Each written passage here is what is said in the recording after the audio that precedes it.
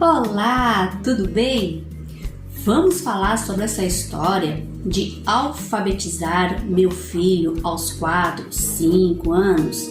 Vamos conversar sobre esse probleminha do B mais A? Fica comigo até o final que eu vou te explicar muita coisa hoje.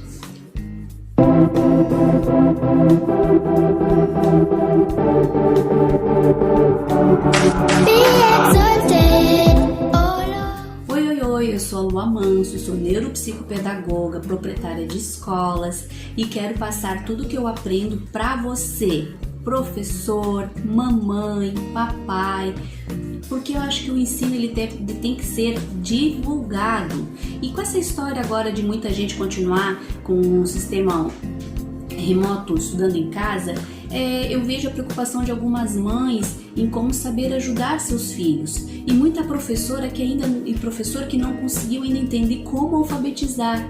Geralmente assim aquela parte ali do pré-2, pré-1, onde se começa a trabalhar fonema, sílabas e fica complicado, porque como é que a pessoa aprende? Gente, ler e escrever não é uma coisa natural, biológica do ser humano. É diferente, porque o falar, o andar são naturais. A criança, as pessoas aprendem gradativamente. Mas o ler e o escrever, ele não é uma coisa simples. Ela tem que decodificar, ela tem que entender sons. Então não é uma coisa assim que fique fácil para se resolver. Às vezes as perguntas são: meu filho não sabe ler ainda, meu filho não consegue juntar as letrinhas, mas assim, e geralmente recai sobre assim, a professora do meu filho não é boa, a mãe não estimula em casa, e não é por aí. Não é por aí. Existe um consenso, tem que haver um conjunto, uma parceria de família versus escola, juntas, sabe? Mas o que eu quero falar hoje é mais para consciência fonológica. Você sabe o que é isso? A consciência fonológica, ela tem etapas. Ela tem que trabalhar o princípio alfabético e ela tem que trabalhar o vocabulário. Aí você vai dizer assim, em que idade ele tem que começar a fazer isso? Gente, se começa a trabalhar esse tipo de coisa na educação infantil. Porém, gente, eu acho um absurdo quando chega um pai ou uma mãe e diz assim, eu quero que meu filho aprenda a ler e escrever aos 4 anos. Vai ficar querendo, meu senhor, vai ficar querendo. Não é assim que funciona, tá? Porque a criança, ela pode muito bem forçando a fazer esse tipo de coisa, mas ela não vai aprender. Ela pode até conseguir, sabe? Que nem sempre quem lê tá entendendo o que tá lendo, não é? Ela pode codificar, ela pode falar, mas ela pode não estar entendendo nada. Você já não fez isso de você estar lendo e não compreendendo o que tá lendo? Então, quer cobrar da criança como? Quando você aprendeu a dirigir, como é que foi? Foi assim, chegou, você já pegou o carro, já saiu? Não, você ficou com medo até de ligar a chave do carro. Fala aí, não foi? Não foi? Então, para que forçar uma criança a ler e escrever quando ela não tem essa capacidade ainda neurológica? Vamos falar, eu sei que às vezes os termos às vezes são mais técnicos, mas em função neurológica do cérebro não é fácil para ela. Não é fácil, porque não é natural. Então, como é que a professora e a mãe em casa, os pais em casa, podem ajudar essa criança? Primeiro ela tem que desenvolver esse princípio alfabético. Ela tem que conhecer cada letra, o seu nome e o seu som. Mas vamos falar só de sistema fonético, só do método de boquinha? Não, gente. É um conjunto na consciência fonológica, entendeu? Ela tem que conhecer a letra, ela tem que conhecer o som daquela letra e quando for formar uma palavra, ela tem que entender o som e codificar a letra. E isso é um processo longo, gente, não é assim a criança simplesmente aprendeu a ler. É um processo. E eu fico muito chateada assim quando as mães ou alguém em casa fica forçando a criança, chamando a criança de burra, de que ela não sabe. Quer ver quando tem um irmão mais velho, que o irmão mais velho fica chamando de burra, porque ele já sabe, mas ele não tem didática nenhuma. Então a gente tem que evitar de pessoas assim, de lidar com a criança.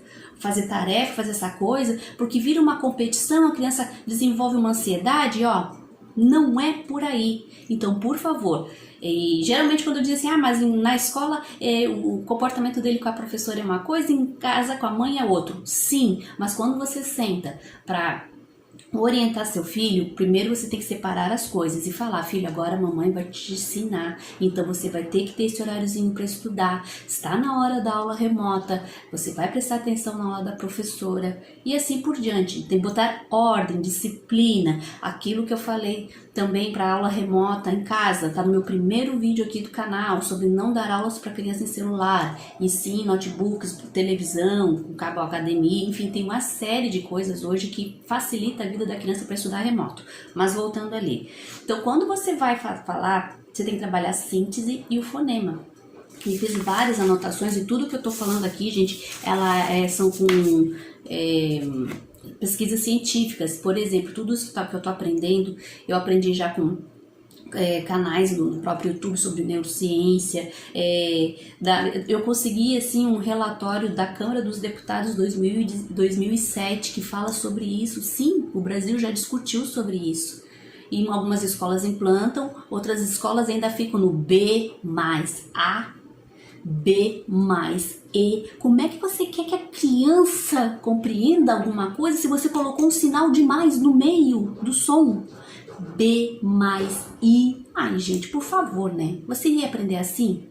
Infelizmente, antigamente se fazia essas coisas assim. Não que a criança não vá aprender hoje com cartilha, não estou falando isso. Agora, colocar o sistema fonético, outro tipo de som, como é que a criança vai codificar, vai memorizar, sabe?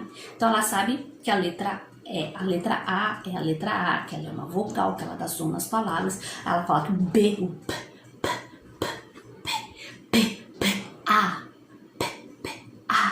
Ba, sabe? E todos os dias, entre 15 e 20 minutos, ela tem que ter esse tipo de aula. Então, primeiro ano do ensino fundamental é basicamente isso. Não adianta trabalhar com texto. Tu vai colocar um texto para uma criança que às vezes não sabe nem o nome da letra? Não, gente, a gente começa por pequenas palavras, a gente vai enriquecendo o vocabulário dessa criança, sabe? E vai colocando pequenas palavrinhas, tipo malá, balá, falá. Você tá entendendo? Pequenas palavrinhas em um contexto, da onde surgiu e por que você tá falando sobre aquilo. Aí sim você pode estar entrando com as contações de histórias, algumas histórias menores, para estar destacando essas palavras através do nome, o nome da criança, o nome do colega, sabe? O som das vogais. Então assim, ler é a capacidade de extrair a pronúncia e sentido a partir de sinais. Escrever consiste na capacidade de codificar graficamente os sons correspondentes a uma palavra. Então são coisas distintas, são coisas que precisam tempo, sabe? E não tem que ter pressão com a criança. Mas ele não sabe juntar. Ele vai conseguir. Ele vai conseguir, desde que vocês em casa tenham paciência, desde que o professor, a professora tenha essa consciência fonológica de como ensinar, sabe? E ler não é o mesmo que compreender. Então tenha cuidado com isso, porque de repente a criança vai decorar porque você trabalhou em sequência de repetição, mas ela não vai estar entendendo. Então quando for chegar ao ponto de ela ler uma frase, ela vai ba, lá, gostosa. Você acha que ele entendeu alguma coisa? Ele conseguiu gravar isso na cabeça dele?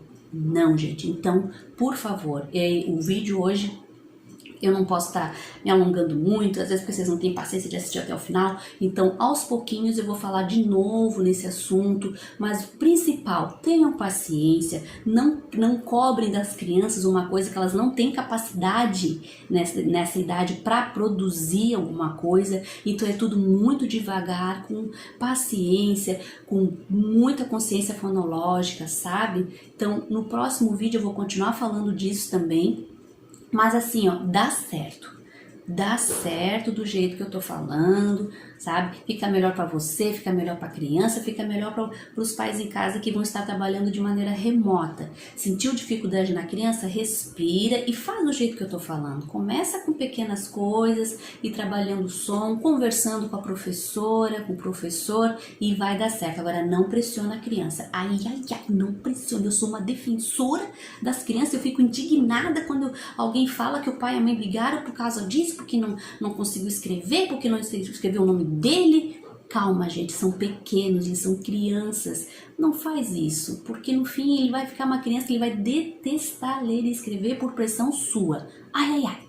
Tá bom? Se você gostou do vídeo, não esquece lá o curtir, compartilha, certo? Você que está estudando pedagogia, quer saber alguma coisa sobre esse assunto? Deixa ali no comentário que eu já te respondo, tá? Tem muita coisa legal aí chegando, sendo apresentada na internet que vale a pena assistir, tá bom, gente? Fiquem com Deus, sempre peça direção a Ele, orientação, porque até nisso, em todas as coisas, Deus pode agir, tá bom? Um grande beijo, tchau, tchau.